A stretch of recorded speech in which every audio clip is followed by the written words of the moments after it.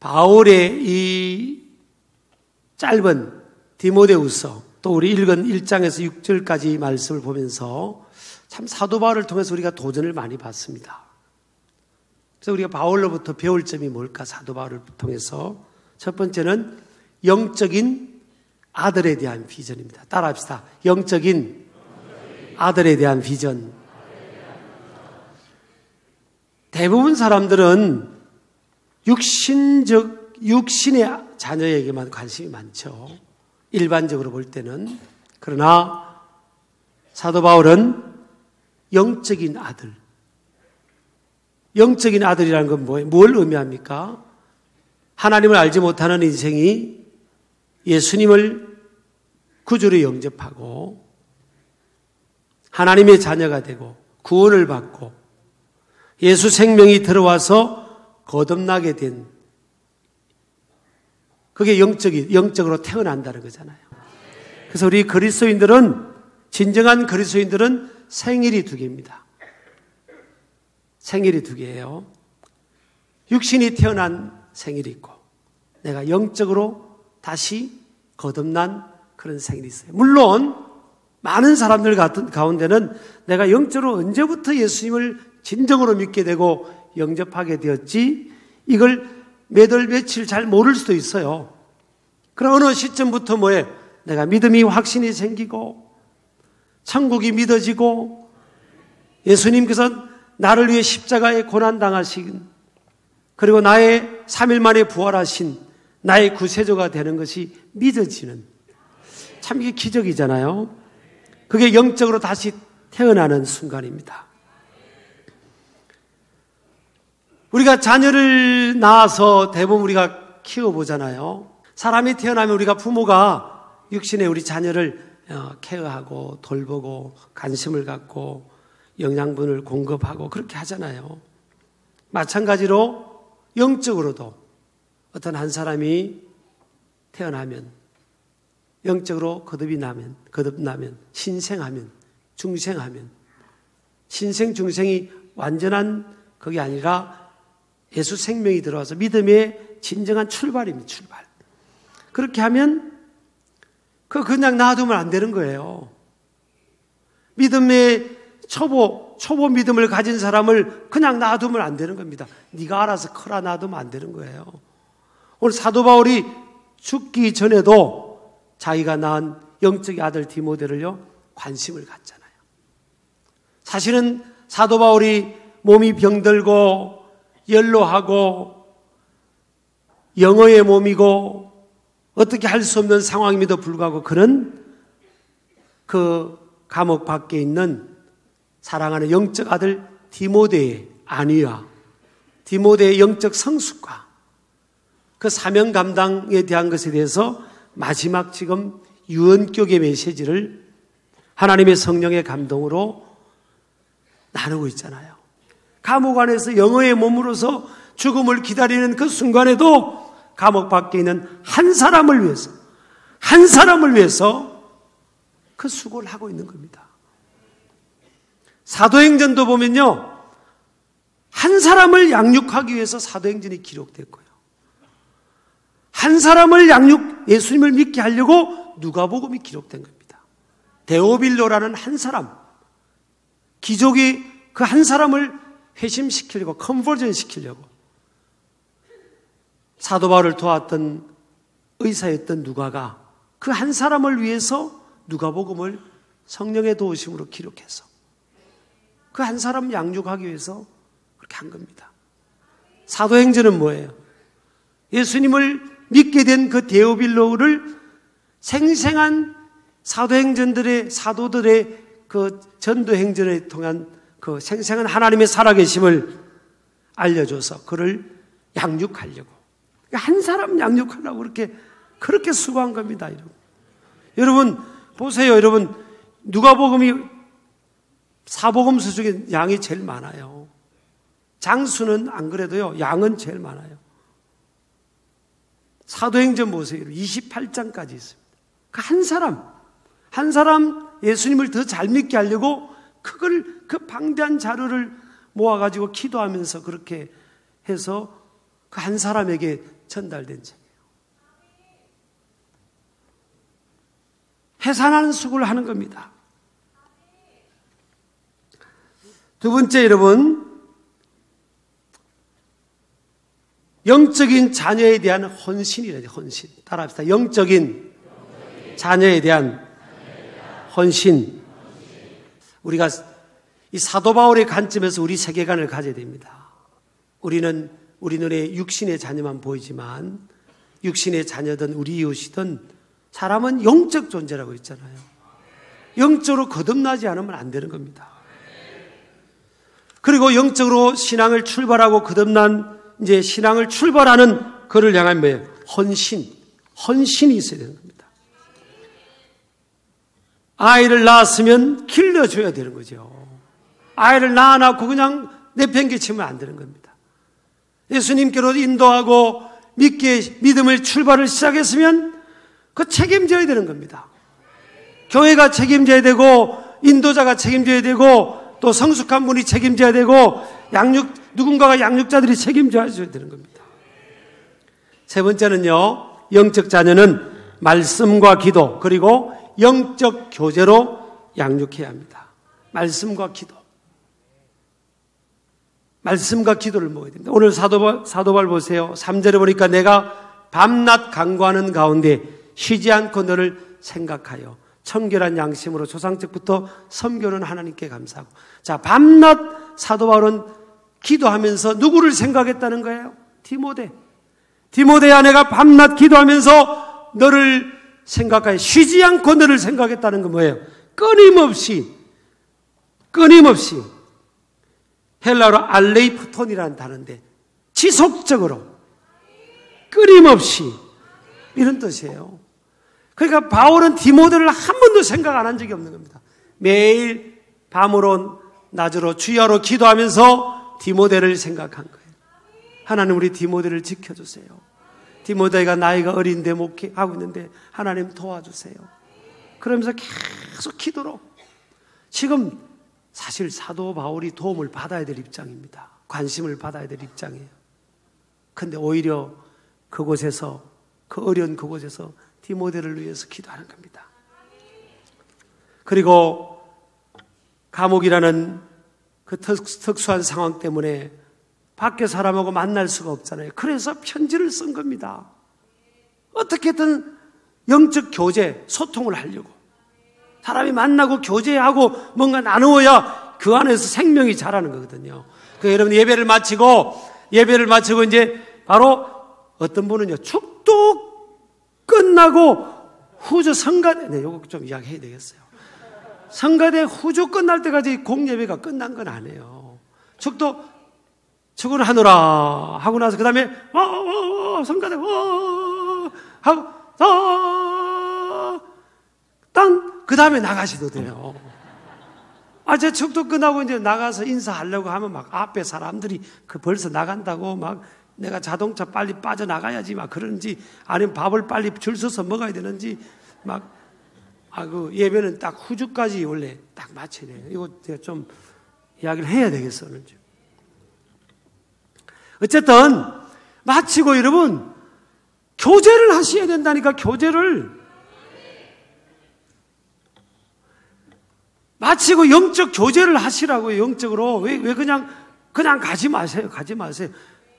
내가 다음 주는 정말 안 들으면요, 몰래 카메라 따라 붙일지 몰라요. 도대체 어디 저렇게 바쁘게 가는지 예배 마치고 쫓아가봐야 별거 아니에요. 뭐 집에 가서 빈둥빈둥 뒹굴든지 뭐 그런 거 아니겠어요? 기껏해야 애식장 뭐라도 하나 봉투 갖다 주고는 그거 아니겠어요? 그러니까 여러분 교제. 믿음의 사람들이 교제해야 되고요. 좀 믿음이 성숙한 분들은 이렇게 잡아주고 이렇게 돌봐주고 내가 아기 낳는 다시 수고를 하는 겁니다. 목사님, 내가 지금 살면서 맨날 고생하고 애들도 여럿 키웠는데 내가 얼마나 고생해야 돼. 뭘 또 교회 와서 또 애를 낳아요? 뭘 애를 낳냐고요?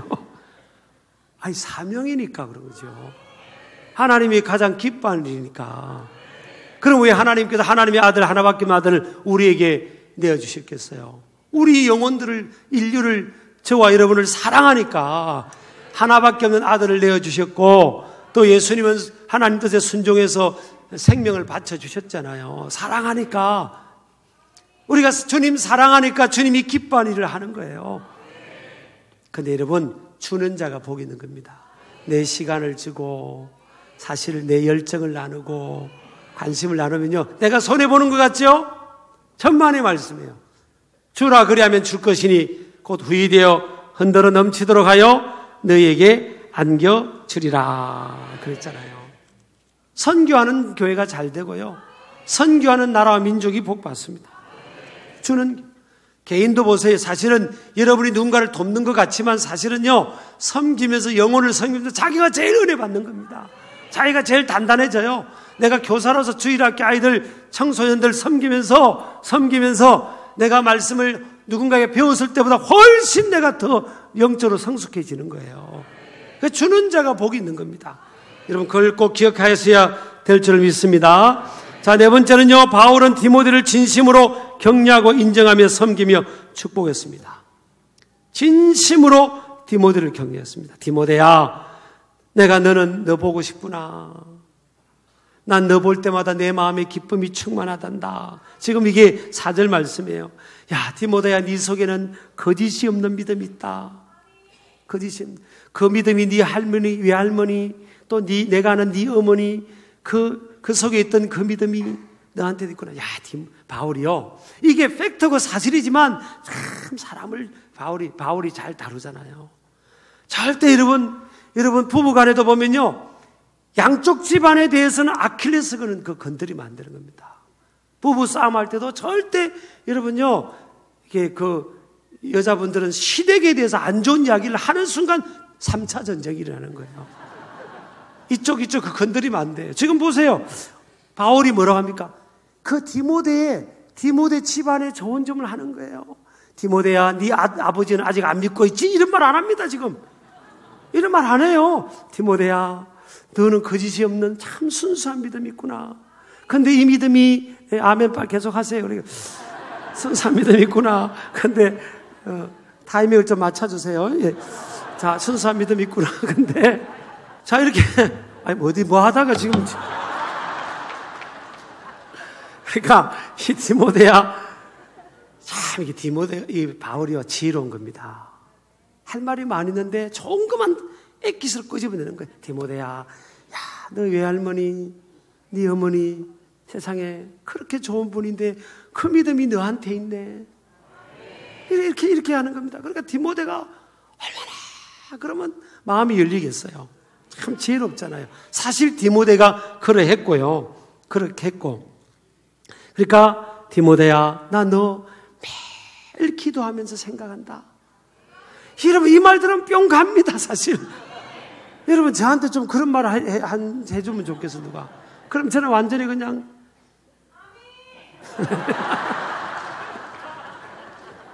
이럴 때 아멘은 거 맞아요.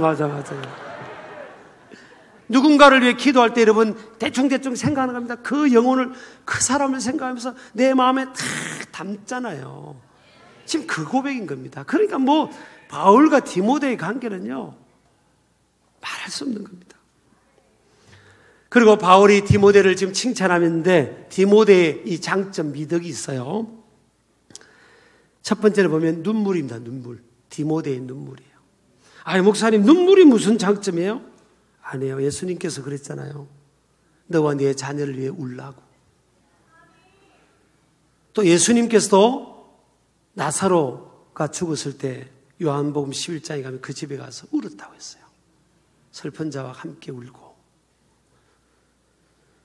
시편 126편 5절 6절에 보면 눈물을 흘리며 씨를 뿌린 자는 기쁨으로 그 단을 거둔다 그랬어요. 그러니까 디모데가 눈물이 많으니까 디모데를 만나는 바울은 기쁜 거예요. 여러분, 우리가 TV 같은 데 보면 남을 잘 웃기는 유머러스한 분들 있잖아요. 아, 저 사람 참 잘 유머가 있는 것 같아. 아, 참 잘 웃겨. 그게요, 남을 좀 유쾌하게 하는 사람들은요, 보통으로 보면 안 됩니다. 남을 유쾌하게 하는 사람은 진짜 많이 울어본 사람이에요. 눈물 젖은 빵을 먹어본 사람이 남을 유쾌하게 할 수 있어요. 그러니까 디모데는 눈물이 있는 거예요. 여러분, 집안에도 아버지는 안 믿고 헬라 그리스인이고 아버지는, 엄마는 유대인이고, 이게 지금 맞겠습니까? 내가 볼 때 부부싸움도 많이 했을 것 같아요. 그건 성경이 없으니까 넘어갈게요. 그 안 맞는 거예요. 그리고 유대인들은 얼마나 철저합니까? 그런데 디아스포라 지중해 근처 이렇게 다 흩어져 가지고 안 믿는 남편을 만난 겁니다. 어떤 연유가 있었는지 간에. 그래서 만났는데 또 엄마가 기독교 신앙을 가졌네요. 그게 문화도 안 맞지, 배경도 안 맞지, 종교도 안 맞지, 이 속에서 지금 디모데가 자란 거예요. 그 속에서 주님 만나고, 디모데는요, 사도 바울이 설교만 하고 말씀 나누면 그냥 펑펑 우는 겁니다. 그냥 하나님 은혜에 감사해서 막 우는 거예요. 그러니까 그 모습 보니까 또 바울도 너무 은혜가 되는 거죠. 그래서 눈물이 미덕입니다, 미덕. 여러분, 눈물이 안 나면 그 기도해야 됩니다. 아이도 여러분 딱 태어났는데, 아이가 태어났는데 울어야 되잖아요. 아이가 태어났는데 헤헤헤 웃었다. 아이가 태어나자마자 그거 문제 많습니다. 제정신이 아니랍니다. 아이는 우는 순간에 그 전문가들은 양수 같은 그 찌꺼기 안 좋은 것들이 밖으로 나오면서 딱 산다는 거예요. 아이들이 울어야 사는 거예요. 이게 역설입니다. 울어야 기쁜 날이 오는 거예요. 그런데 하나님 신앙생활 하는데 내가 눈물 흔들릴 때가 언제지? 가물가물하면요, 영적 건강도가 떨어진 겁니다, 사실은. 옆 사람 한번 여쭤보세요. 언제 우셨어요? 사람이 좀요, 울 때는 웃고, 울고, 막 웃을 때는 웃고, 사람이 이렇게 감정이 막 이렇게 좀, 이렇게 해야 되잖아. 막, 옆에서는 막 우는데, 웃어도 안 되고, 막 울 때는 같이 울고, 웃을 때는 같이 막 반대서 하고, 사람이 좀, 그리스도인들이 좀 그래야 되잖아요. 눈물은요, 정화작용을 가져옵니다. 울면 맑아져요. 울면요, 다 이 클렌싱이 일어나는 겁니다, 울면. 사도 바울도, 다윗도요, 죄짓고 남의 여자를 뺏어온 적이 있잖아요. 또 남자들이 여기에 큰 은혜 받고 또 담대함을 가지고 또 은혜 잘 받으세요? 남자들 참 걱정돼요. 자, 여자분들 남자 잘 지켜야 됩니다. 아멘 안 하시는 거 보세요. 남자 잘 여러분 매일매일 기도해야 됩니다. 지금 세상이요, 자기 의지와 이 세상이 지금 어떻게 돌아가는지 모릅니다, 지금. 그러니까 여러분 정신 바짝 차리고요, 매일 와이셔츠 냄새 맡고 새벽 저녁으로 기도하고 정신 바짝 차려야 됩니다. 주님 앞에 가서. 아니, 내 남자 뺏기면 됩니까? 내 남자, 내 여자도 뺏기면 안 돼요. 여러분 다 정신. 이럴 때 좀 아멘을 하는 거예요, 좀. 아이고 참. 눈물은요, 상대방의 마음을 움직여 봅니다. 여러분 어떤 사람 앞에서 그냥 울어보세요. 그럼 그 마음이 움직이고 열립니다. 눈물 달라고 우리가 기도해야 되겠습니다. 눈물의 양은 영혼을 담을 그릇의 크기입니다. 두 번째로 이 디모데의 미덕은요, 거짓이 없는 믿음입니다. 거짓이 없는 믿음. 이 거짓이 없다는 것은 헬라로 아니포크리토인데 위선이 아닌, 이런데 위선이 아닌, 위선적이지 않는.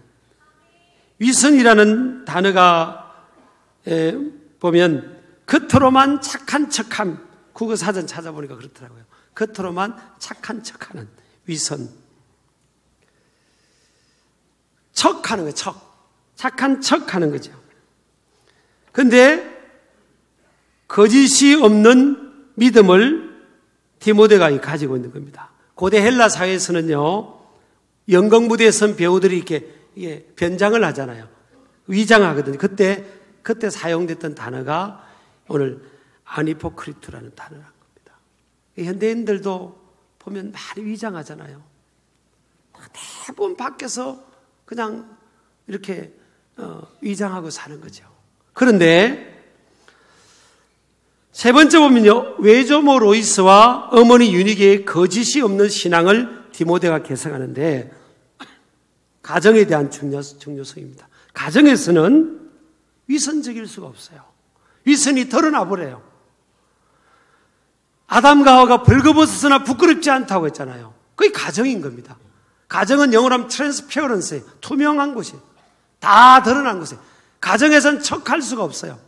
가정에서는 다, 저도 밖에 나가면 양복 입고 넥타이 매지만 집에 가는 순간 코트 벗고 넥타이 벗고 이거 옷 벗고 가벼운 옷으로 입잖아요. 가정은 다 노출되는 것입니다. 그래서 여러분, 거짓이 없는 믿음은 순수함. 이 순수하다는 게 이게 완벽성을 말하는 게 아니에요. 진정하다는 거예요. 여러분요, 저는 이제 청소년들하고 이렇게 또 이렇게 좀 잘 어울리고 어린이들하고도 좀 잘 어울리는 편인 것 같아요. 왜냐면 아직까지는 아이들이 끼워줘요. 같이 있는 걸 좋아해요. 아이, 목사님 도망가면 이제 뭐 어떻게 하겠어요? 뭐 소리나 한다면 와주고 이렇게 끼워주는 거잖아요. 근데 아이들하고 찬양하면 그 아이들이 저에게, 우리 담임 목사님은 찬양할 때 한 번도 안 틀려야 돼, 그걸 기대하겠습니까?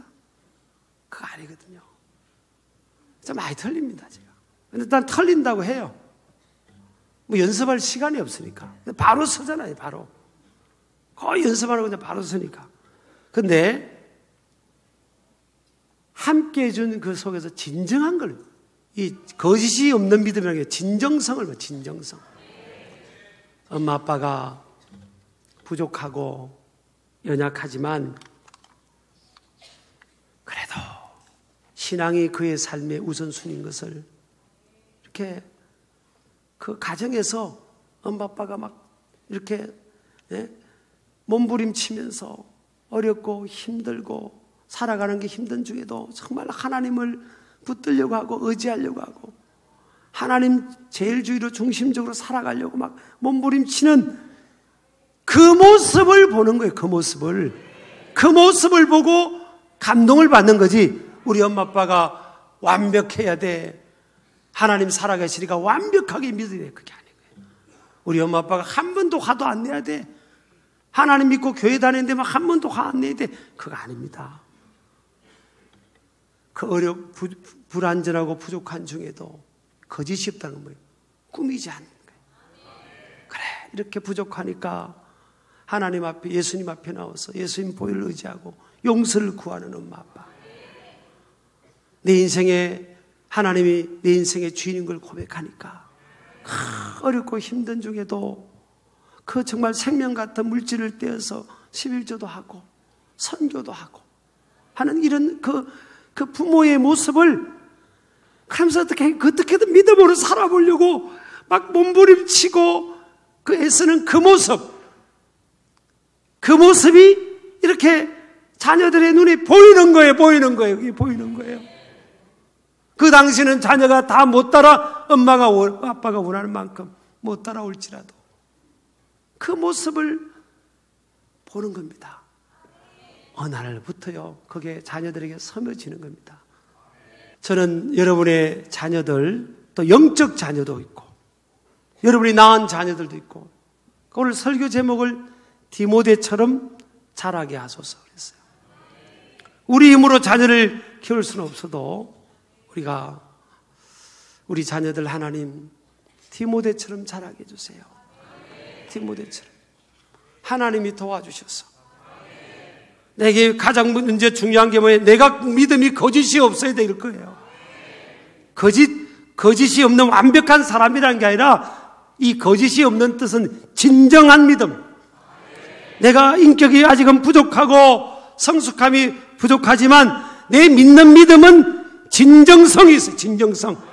하나님은 살아계시고 나는 위선적으로 믿지 말자는 거죠. 위선적으로.